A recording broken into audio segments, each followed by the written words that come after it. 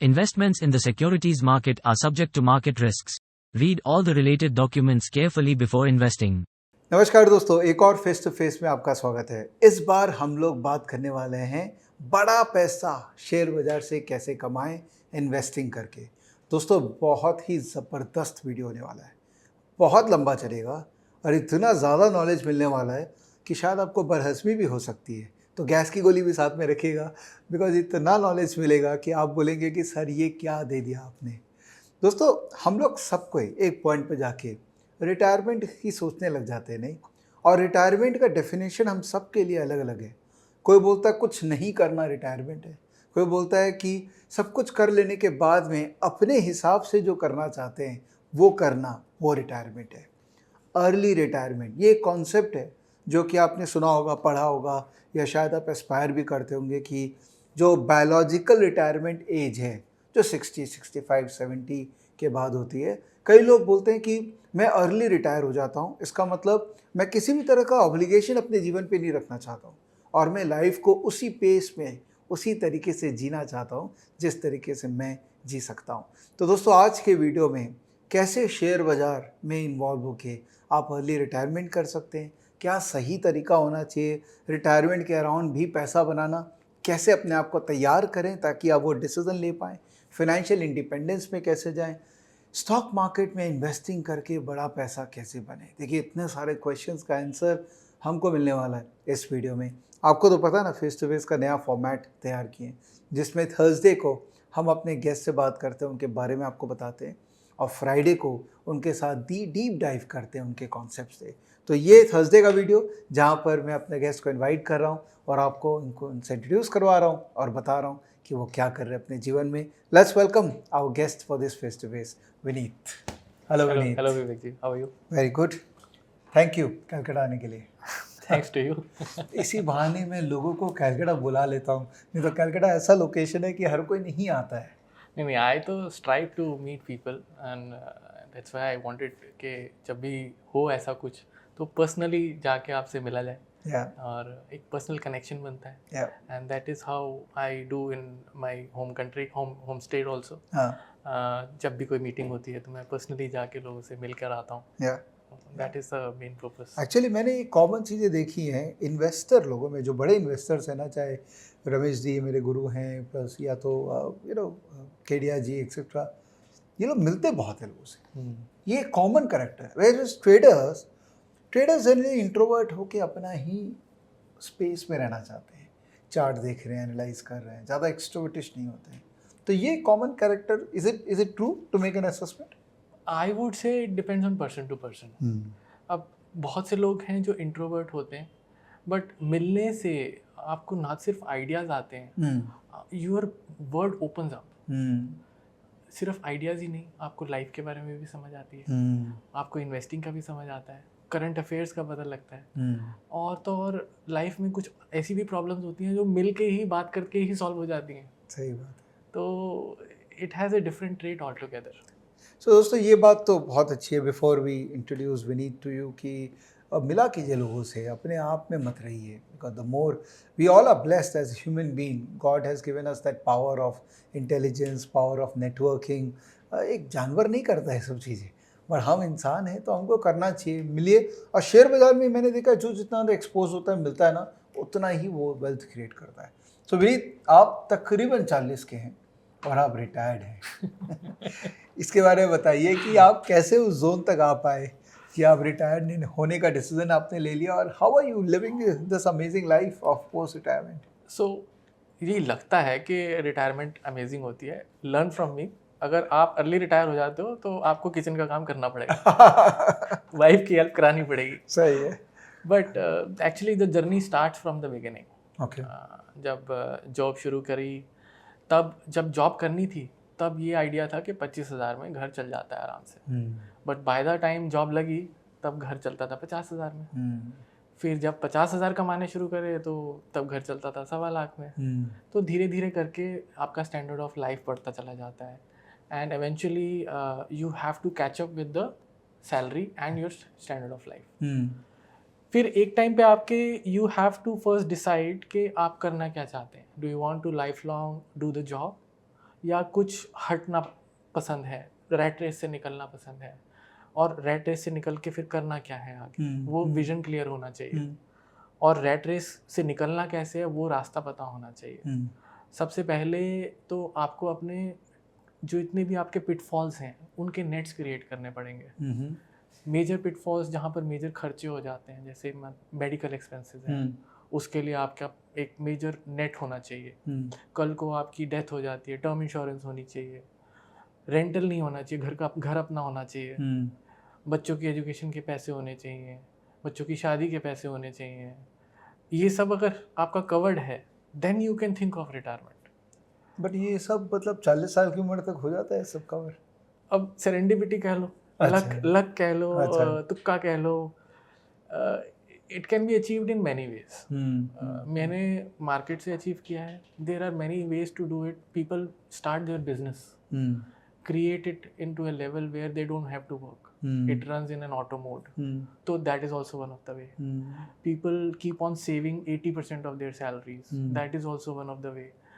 There is no one single way to do it. सही। तो सिर्फ स्टॉक मार्केट ही तरीका नहीं है फाइनेंशियल इंडिपेंडेंस का। जो जिसको सूट करता है वैसे ही करना चाहिए। मुझे मार्केट से शुरू से ही लगाव है। 2001 में शायद मैंने अपने फादर के शेयर्स डीमैट कराए थे। ओके। तो तब मैं पहली बार एक्सपोज हुआ। I was a biochemistry student that time. अच्छा। तो फाइनेंस तो आती नहीं थी। फिर जब डीमैट करा लिया तो ट्रांजैक्शन करनी थी एक बार, तो वो भी कर ली। पापा को पैसे चाहिए थे, ट्रांजैक्शन हो गई। I found it very easy to do कि एक क्लिक दबाया, पैसे आ गए बैंक अकाउंट में, बैंक से पैसे निकाल लिए, काम हो गया। किसी से मिलना नहीं, किसी से बात नहीं करनी। And I was never into relationships that time. I never used to meet people. Okay. चुपचाप अकेले कर लिया सब, किसी से बात नहीं करनी, बैंक नहीं जाना, कुछ नहीं करना, घर में पैसे आ गए। राइट। तो यहाँ से स्टॉक मार्केट की इंट्रोडक्शन हुई। फिर बायोकेमिस्ट्री करते करते हमारे यहाँ पर जो है लोग इंटर्नशिप करने जाते हैं सेकेंड ईयर में। तो मैं गया सेकेंड ईयर में ऐसे इंटर्नशिप करने एक लैब में। तो एक लड़की थी, वो अपना ना एक्सपेरिमेंट कर रही थी। ओके। तो एक ही एक्सपेरिमेंट दिन में 7 बार करती थी वो, और फिर रोज आती थी, सेम एक्सपेरिमेंट 7 दिन तक 7 बार। Same experiment because she is making the readings and then statistically making a graph out of it. तो जब मैंने ये देखा तो मेरा फिर मन उब गया कि यार मैं ये नहीं कर सकता। अब मैं 50 बार एक एक्सपेरिमेंट करूं हफ्ते में, और just to have a graph to out of it, it doesn't makes it is not productive for me. तो फिर I started drifting towards MBA. अच्छा। तो शुरुआत में तो मैं MBBS करना चाहता था, बट जब बायोकेमिस्ट्री में ये सब देखा, MBBS हुआ नहीं, बायोकेमिस्ट्री ले ली, MBBS और बायोकेमिस्ट्री में ये सब देखा, तो मैंने कहा यार अब जल्दी से नौकरी करनी है। MBA करेंगे, जल्दी नौकरी मिलेगी, और 25,000 में घर चलाएंगे। तो फिर MBA की तरफ गए, फिर कैट की प्रिपरेशन करनी शुरू करी, बिजनेस स्टैंडर्ड पढ़नी शुरू करी, बिजनेस लाइन पढ़नी शुरू करी, इकोनॉमी में थोड़ा इंटरेस्ट आने लगा, and eventually I got into an MBA in 2005. Okay. 2005? ICFAI Gurgaon. Okay. तो वहाँ पर फर्स्ट ईयर में हमारे वहाँ पर एक फिनैकल क्लब बना, जिसमें हमने सब बच्चों से कुछ पैसे इकट्ठे किए, और as a mutual fund we started investing in markets. Okay. And उसी टाइम रियल एस्टेट में काफ़ी रैली चल रही थी। DLF, यूनिटेक भाग रहे थे। DLF की नई नई लिस्टिंग हुई थी, यूनिटेक 10,000 रुपये का हो गया था, 200 रुपये से चलना शुरू हुआ था। तो my first trade, personal first trade was, मैंने अपने फादर का पोर्टफोलियो बेचा और मैंने यूनिटेक के 10 शेयर लिए। अच्छा, नाइस। 10,000 रुपये के। नाइस। 10,000 रुपये मिली है? 10,000 रुपये। अच्छा। 10 शेयर। और उसके बाद 2 सर्किट लगे उसमें, और मैं निकल गया। अच्छा, ऊपर के सर्किट? 2 अपर के सर्किट। उस टाइम तो वो सर्किट पे ही रहता था, 2 साल सर्किट पे रहा था। अच्छा, बाप रे बाप। तो मैंने कहा यार 2 दिन में 10,000 रुपये आ गए, तो इससे बढ़िया काम ही नहीं है, अब तो यही करना है। फिर धीरे धीरे सिक्योरिटी एनालिसिस या फाइनेंशियल मैनेजमेंट, क्योंकि अकाउंटिंग आती नहीं थी बिल्कुल, कुछ जीरो था अकाउंटिंग में, बायोकेमिस्ट्री बैकग्राउंड। फिर क्योंकि मार्केट का इतना एक्सपोजर हो गया था, तो जब कैंपस की प्लेसमेंट हुई तो एक्सचेंज आया हमारी कंपनी में एक MCX, और MCX से मेरी प्लेसमेंट हो गई। तो जब मैं गया बॉम्बे तो ट्रेडिंग फ्लोर का प्रोफाइल मिला मुझे, रियल टाइम ट्रेडिंग कैसे हो रही है वहाँ जाके समझ आई। वहाँ पर तो फ्यूचर्स में लोग काम कर रहे थे, फ्यूचर्स का आइडिया नहीं था कुछ, देखता था लोगों की बड़ी बड़ी M2M आ रही है 80-80 लाख रुपए की है, और 80 लाख रुपए कमाना उस टाइम तो मेरे लिए मतलब ड्रीम था। तो मैं कहा यार इतना M2M तो मेरे तो घर बार सब बिक जाएगा, मम्मी पापा के पैसे भी चले जाएंगे, सब खत्म हो जाएगा, तो फ्यूचर नहीं करना है एटलीस्ट लाइफ में कभी। ये क्लियर हो गया। But out of whatever salary I use to get, I use to save somewhere around 60-70% in Bombay. और बहुत मीगर सैलरी थी तब भी, मैं as a miser I use to save everything. वहाँ से सेविंग की आदत पड़ी। और बट मैंने कहा यार बॉम्बे में इतनी कम सैलरी मिल रही है, ऐसे तो घर ही चलते हैं, रेंट भी बचेगा कुछ ना कुछ। तो वापस दिल्ली में ट्रांसफ़र ले लिया, और दिल्ली में काम करते करते रियलाइज़ हुआ यार जब कमोडिटीज़ में काम ही नहीं करना है। और एज एन MBA फाइनेंस, हर फाइनेंस के बच्चे का ना सपना होता है कि हम इक्विटी रिसर्च करेंगे। तो मेरा भी सपना था, नॉर्मल किड इक्विटी रिसर्च करेंगे। तो मैंने फिर एक KPO ज्वाइन कर लिया गुड़गांव में, which is now acquired by S&P Moody's, it is now acquired by Moody's। तो वहाँ पर एक वाइट लेवल रिसर्च होती थी for one of the big brokers. वो लोग बैंक कवर करते थे, वहाँ से मेरा बैंकिंग का एक्सपोजर शुरू हुआ। मैं फाइनेंशियल मॉडल बनाता था बैंकों के, रिसर्च रिपोर्ट बनाता था। एंड पर प्रॉब्लम ये थी कि वो सब कुछ वाइट लेवल था, मेरा नाम तो आ नहीं रहा कहीं, बट मेरे को लर्निंग मिल रही थी। फाइनेंशियल मॉडल कैसे बनाना है, इक्विटी रिसर्च रिपोर्ट कैसे बनानी है, लिखनी कैसे है क्या नहीं है, सेक्टर कैसे पढ़ना है, वो सब समझ आ रहा था। तो आज जो मैं खड़ा हूँ, हर जॉब से कुछ ना कुछ सीख के खड़ा हुआ हूँ। लोगों को लगता है कि ये जॉब बेकार है, बट आगे चल के आप उस जॉब को अप्लाई कैसे कर रहे हैं, that is what makes you the person you are. So वहाँ से जब बैंकिंग सीखी, वहाँ से फाइनेंशियल मॉडलिंग सीखी, अकाउंटिंग तब भी नहीं आती थी सो देखने की बात है, मेरे लिए तो अकाउंटिंग वाज ए मैथ्स।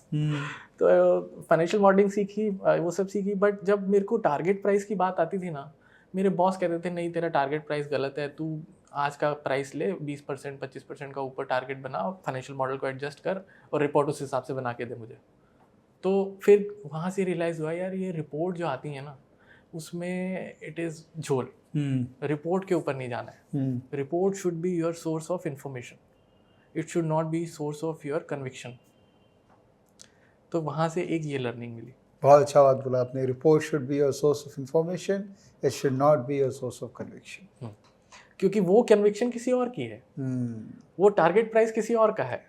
अब मार्केट में आपको कोई 500% का टारगेट नहीं देगा किसी भी रिपोर्ट में, पर जब आप पढ़ लेंगे आपकी विजन बन जाएगी, आप 500% का टारगेट भी बनाएंगे अपने दिमाग में। वो कोई रिपोर्ट नहीं बनाती, वो 20%, 25%, 40%, 60%, इससे ऊपर कोई नहीं जाता। सही है। फिर जब इतना कुछ हो गया तो वहाँ पर फिर मेरे को एक और काम मिला मिडिल ईस्ट का। मिडिल ईस्ट का डेली न्यूज़लेटर बनाना होता था। ADCB और ऐसे करके 2 क्लाइंट्स थे, उनके लिए मैं न्यूज़लेटर बनाता था। तो जब वो न्यूज़लेटर बनाता था तो उससे ग्लोबल मार्केट्स पढ़ना बहुत पड़ता था। ग्लोबल मार्केट में क्या चल रहा है। जब लीमन होने से पहले मुझे पता लग रहा था कि इंडियन मार्केट कोलैप्स होने वाली है। ऑफ कोर्स ग्लोबल अगर कोई स्टडी कर रहा है तो एक आइडिया तो लगी जाती है। बराबर। तो वहाँ से रियलाइज़ हुआ कि यार ग्लोबल मार्केट टच में बहुत रहना बहुत ज़रूरी है, उसके बिना आप प्रेडिक्ट नहीं कर पाए। पोर्टफोलियो भले ही मेरा बहुत छोटा था, it does not impacts me much, but जो लर्निंग मिली वो लर्निंग आज तक मैं कैरी कर रहा हूँ, और it has help me a lot in future also, वो भी मैं बताऊँगा। सही है। तो अभी आप इंडिपेंडेंटली खुद का ही पैसा मैनेज करते हैं? बिल्कुल 100% अपना पैसा है। मैं किसी से कोई एडवाइस नहीं देता हूँ किसी को, ना ही किसी से कोई पैसे लेता हूँ। और दोस्त वगैरह कोई पूछता भी है तो उन्हें क्लियर बोल देता हूँ भैया मेरी कोई गारंटी नहीं है, पढ़ लो खुद। और किसी फाइनेंशियल इंस्टीट्यूशन से कोई एफिलिएशन नहीं, कुछ नहीं, no advisory, I am not even SEBI registered, just an individual investor managing my own money, not even my wife's money. अच्छा। और आप जैसा कि आपने कहा कि आप घर पे रहते, you are obviously you have defined a space for yourself. Yes, कि आपका दिनचर्या एक अलग तरीके से होता होगा, viz what we guys go through, and your wife is working, she is a government, she is a government job employ, she is a teacher in Delhi government. तो थोड़ा सा सपोर्ट वहाँ से भी है, it's a safety net. Actually यही मैं बोलना बहुत आसान है कि जॉब छोड़ दो, बट क्योंकि आपके घर पे एक पैरेलल इकोसिस्टम है जो आपको सपोर्ट कर रहा है, it becomes easier to take that, and it's one of the major safety nets. मेरी medical cost is covered, and even if I do not make money, I have a salary source coming. Correct correct. तो वो एक बहुत major support है। और तो ये pre requisite है क्या कि वाइफ गवर्नमेंट में होनी चाहिए? ये मेरा है। अगर जॉब छोड़ना है तो। ये तो मेरा है। बट मुझे पता नहीं था ऐसा हो जाएगा। अच्छा ओके। तो this has become a serendipity. In fact आज से 3-4 साल पहले I want her to leave the job and come to me and shift to Dubai. Oh, अब दुबई जाने का सोच रहे थे? मैं दुबई शिफ्ट हो गया था। अरे ये क्या बात हुई? सो सब चले जाएंगे वहाँ तो कैसे चलेगा? तो बट एवेंचुअली फिर कोविड हो गया, वो आ नहीं पाई एंड एवेंचुअली आई डिसाइडेड कि यार अब पैसा बन गया तो चलो वापस। फैमिली में कुछ हो गया तो लाइफ भर की ना फिर रिमोर्स रह जाती है कि मैं उस टाइम फैमिली के साथ नहीं था। करेक्ट है। तो कोविड ने आपके जीवन में एक मेजर चेंज दिया है जी। आपका बड़ा पैसा जो बना है वो कोविड में बना है, कोविड में बना। राइट? हाँ जी। अब उस पैसा को संभालना और उससे और पैसा बनाना, ये साइंस आपने अपने लिए सेट कर लिया। हाँ, सो जिस साइंस में मैं काम कर रहा हूँ पिछले 8-9 साल से उस पर काम कर रहा हूँ, वो कोविड में थोड़ा सा गेयर शिफ्ट हुआ है, but the science is still the same. Okay okay. So I have been a concentrated investor since past 8-9 years. Okay okay. और मेरी लर्निंग वगैरह जो फाइनेंशियल जो मिला मुझे वो EY से मिला। बीच में मैंने जब काम किया फिर मैं दुबई गया, दुबई के बाद EY आया। EY में मेरे को बहुत अच्छा एक्सपोजर मिला फाइनेंशियल स्टेटमेंट पढ़ने का, ड्यू डिलिजेंस करने का। M&A ट्रांजेक्शंस करते थे। अच्छा अच्छा। तो बहुत अच्छे से ड्यू डिलिजेंस किया। उसके बाद वहाँ से मेरे को सडनली, जो मैं पहले दुबई गया था 2010-11 में, मेरे उन मैनेजर साहब का फ़ोन आ गया कि यार मेरा ना लड़का चला गया, तू आ जा मेरे पास। No interview, no nothing. अच्छा। He gave me an offer and I went there. तो एक सबसे बड़ी लर्निंग जो वहाँ से मिलती है कि in future your career is decided by people you know, not what you know. What a lovely thought. In future, your career is decided by people you know, not what you know. Beautiful thought. Because आप ऐसा कभी नहीं होता कि आपको कोई बुलाए और बिना इंटरव्यू के आपको हायर कर ले। मेरी अच्छी इक्वेशन थी उनके साथ। And just to give you an example, his name is Sumit Mehta. He is cousin of Manish Bhandari. Oh wow. Manish Bhandari तो बहुत वेलम वाले PMS मैनेजर। हाँ। हाँ। तो वहाँ वो भी स्टॉक में बहुत इन्वेस्टिंग करते हैं, मैं भी स्टॉक में करता था, तो वहाँ से थोड़ी अच्छी इक्वेशन बन गई और उनसे भी काफ़ी अच्छी गाइडेंस मिलती थी। He is a very good gem of a person. Sumit is a good gem of a person. तो अच्छा बॉस होना भी लाइफ में बहुत ज़रूरी है। सही बात है। अच्छा बॉस होना और अच्छा सबऑर्डिनेट भी होना। बॉस अच्छा भी होगा, सबऑर्डिनेट वैसे खिचखिच कच वाला होगा तो फिर वो फायदा ही नहीं होगा। सही है। फिर एक और इंसिडेंस हुआ वहीं पर ही दुबई में। मेरे बॉस सुमित ने एक माई को कलीग को ज्वाइन करवाया। Her name was Lisha and she was cousin of Jiten Parmar. अच्छा। सो ये दो इंसिडेंट्स जो है मेरे को बहुत ज़्यादा इन्फ्लुएंस करते हैं मेरी लाइफ में कि कहीं पर भी कुछ भी हो सकता है। You meet as many people as you can and eventually कौन कैसा आगे डेवलप हो जाता है आपको नहीं पता होता। सही है। तो जब जितेन भाई ने अपनी एडवाइजरी लॉन्च करी थी, I was among the first clients. अच्छा। तो मुझे तो पता भी नहीं था जितेन जी के बारे में। तो माय कलीग टोल्ड मी कि यार मेरे कजन है, he is starting, you should go for it, he has made good money. Yes, Jiten is very good. I think cyclicality के अंदर भी he has done amazing work. We recorded a face to face with Jiten. दोस्तों आपने नहीं देखा होगा तो वो भी देखिएगा। इन्वेस्टिंग फेस टू फेस मैंने कम किए हैं और जो मैंने किए ना बहुत ज़बरदस्त किए, तो एक एक को देखना बहुत ज़रूरी है। तो लिंक दे दूँगा उसका भी। तो सर जी ये तो हो गया आपके बारे में, अच्छा लगा आपसे मिलके और एस्पायर करता हूँ, कोशिश करूँगा कि मैं भी इस पाथ पे जाऊँ। अब बिज़नेस थोड़ा सेटल हो जाए उसके बाद मैं भी उस पाथ पे जाने की कोशिश करूँगा। It was good to talk to you and बस अब अपने दोस्तों इनका जो प्रेजेंटेशन है ना वो बहुत ज़बरदस्त है। मैंने जस्ट एक ब्रीफली देखा है और मोटा मोटी आप मान लीजिए 1.5-2 घंटे लगेंगे इनका पूरा नॉलेज इनसे निकालने में, प्लस लर्नर्स भी और जुड़ेंगे हमसे। तो मैंने एक्चुअली फॉर्म बनाया है जिसमें मैं लोगों को इनवाइट कर रहा हूँ कि अगर आप फेस टू फेस रिकॉर्डिंग का पार्ट बनना चाहते हैं तो आप आइए, हम आपको इनवाइट करेंगे। तो I was able to get few people, तो वो आएंगे बैठेंगे, वो लोग भी पूछेंगे क्वेश्चन, मैं भी पूछूंगा क्वेश्चन और हम लोग सब मिल के सीखेंगे। लेकिन वो होगा कल फ्राइडे को 5 बजे जो आप मेरे लिए ब्लॉक कर रखे हैं। तो आज हम लोग इस वीडियो को यहीं ख़त्म करते हैं। हमने इनके बारे में जान लिया, अब कल मिलते हैं आराम से। और पूरा वीकेंड में इस वीडियो को सीखना, आपको नोट्स बनाना है, कमेंट लिखना है, बिकॉज लंबा वीडियो रहेगा तो क्वेश्चंस बहुत आने वाले हैं। चलिए मिलते हैं कल, टेक केयर। तो मैं 15 मिनट से ज़्यादा स्क्रीन पर नहीं बैठ सकता, मेरे साथ ये बहुत बड़ा मेजर। आप चार्ट खोलते हैं? अगर मैं चार्ट खोलता हूँ अच्छा, ओके, हाँ। तो मैं 15 मिनट से ज़्यादा देख नहीं पाता हूँ। हाँ। मेरे को सरदर्द होता है चार्ट, लाइव चार्ट देखने में। तो मैं टेक्निकल तो कर ही नहीं पाता हूँ। इंट्राडे मैंने कम से कम शायद 4 बार किया होगा लाइफ में, चारों बार लॉस हुआ मुझे। तो क्या आज तक इंट्राडे करना बंद कर दिया। जो चीज़ नहीं हो रही है वो नहीं करनी है, जो हो पा रही है वो करनी है। That will define you. अगर आपसे फाइनेंशियल स्टेटमेंट पढ़ी जा रही है तो आप फंडामेंटल कर सकते हैं। अगर आपसे चार्ट नहीं पढ़ा जा रहा है तो आप टेक्निकल नहीं कर सकते। तो आपको सबसे पहले अपने आप को डिस्कवर करना है कि आप फंडामेंटल करने में कंफर्टेबल हैं या आप टेक्निकल करने में कंफर्टेबल हैं। और जब आप ये डिफ़ाइन कर लेंगे फिर आपको अपने टेम्परामेंट पे ध्यान देना है कि मेरा टेम्परामेंट कैसा है, मैं लॉस कितना देख लेता हूँ, मेरे को स्क्रीन देख के लॉस में घबराहट तो नहीं होती, अगर होती है तो फिर उसको मिटिगेट कैसे करना है। ये सारी चीज़ें जो हैं पिटफॉल्स हैं।